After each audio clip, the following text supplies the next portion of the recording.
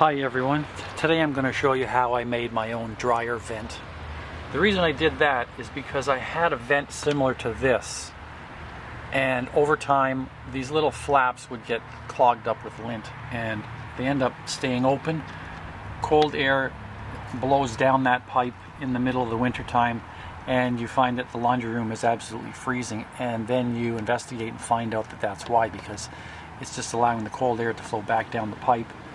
That's what made me decide to make my own dryer vent that is self-cleaning, and it seals perfectly and it eliminates that problem. So let me show you how I did that. So first of all, let me show you our dryer setup. Our dryer has a 4-inch flue pipe on it, or vent pipe, and it is about 6 feet long, and then it goes outwards by about 3 feet, and it has 2 elbows in it.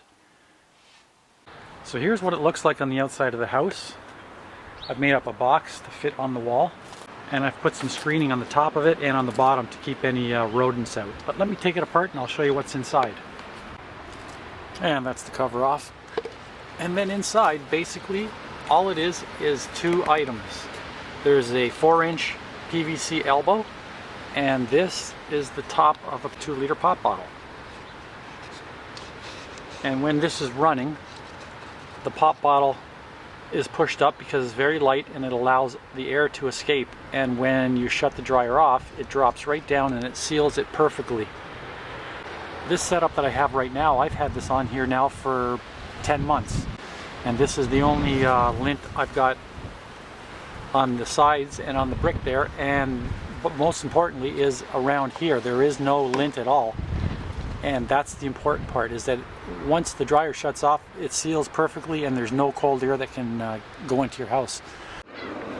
So there the dryer is going right now, and you can see how the 2-liter pop bottle just levitates.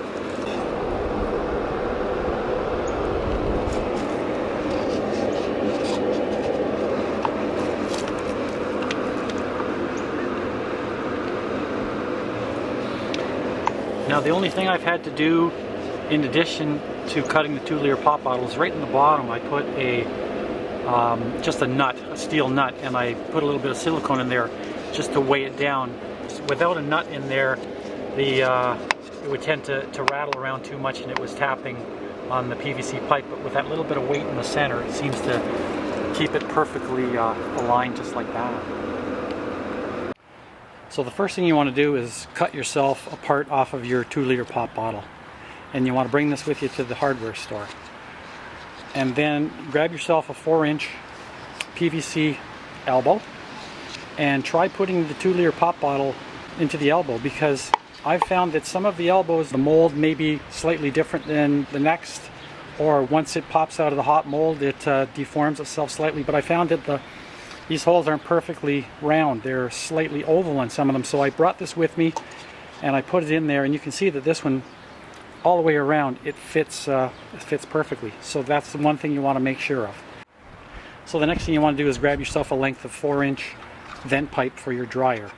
It can be you know, whatever length it's going to take to get through the wall and into your laundry room in order for you to put the next elbow on to go down to the dryer. This piece I had downstairs. I've used this for something else. It's got a piece out of it, but just ignore that. So let's just say this is about 1 foot long. So after you've got it cut to length, you take your bathtub silicone and silicone this right into the T. Seal it off nicely.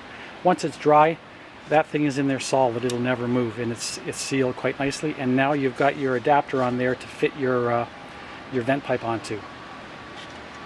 So to show you how well this works, I've taken that piece of pipe and I've used ordinary bathtub silicone, the cheapest you can get, and I've just siliconed it inside of the pipe here, and it is in there super strong. I mean, you can't get that out. So it works really well when you silicone it right into the elbow. And once you fit it into the wall, just make sure you use a liberal amount of the bathtub silicone and seal where it touches the brick. And then after that, it's just a matter of taking some plywood and making yourself up a plywood box. This one is about a bit more than 1 foot long. There's a couple of strips on there. I've just got 2 tap cons holding it to the wall. once you put this piece on the front and the vent screening on the top and the bottom to keep the rodents out, it's pretty strong. It's not going to go anywhere.